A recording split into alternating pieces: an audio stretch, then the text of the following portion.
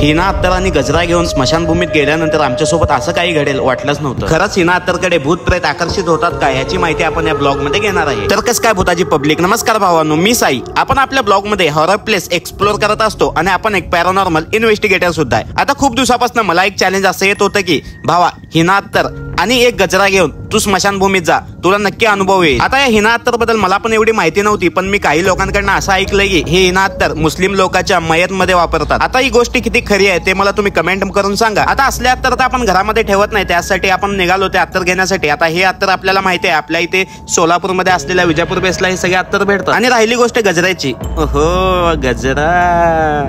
आता कधी आपल्या GF ला आपण गजरा घेऊन दिलो नाही, आता घेऊन देतो आपण गुलाब। आणि ते गुलाब एवढंच माहिती आहे आपल्याला। आता गजरा ते काय माहिती नाही, तरी कृष्णाला माहिती आहे गजरा कुठे भेटतो, कारण त्यांना वहिनीला सारखं आणून देत असते। तर चला बघू आपण तिथे गजरा घेऊ आधी। आता सगळ्यात आधी आपण इथे येऊन एक हिना अत्तर घेतलो। आता हिना अत्तर रेट मला पण माहिती नाही, पण 120 ला एवढं दिलाय। आता एवढ्यात आपलं काम भागेल असं तर मला वाटतंय, आणि आपण तेवढंच घेतलंय कारण आपण वापरच नाही अत्तर एवढं। आता गजरा घ्यायचा टाइम झालता। आता गजरा घेताना मला तर लय लाज वाटालती। आता काही फॉलोअर मला बघितले आणि म्हटल्या वहिनीला, तर वहिनी बिनी काय नाही भावांनो, मी घेतलं, तुम्ही बघितलं असेल तर मी फक्त या चॅलेंज साठी घेतलं होतं गजरा। तुमच्या मनात असे काही शंका असतील तर काढून टाका, आणि वहिनी असेल तर बघून टाका मला।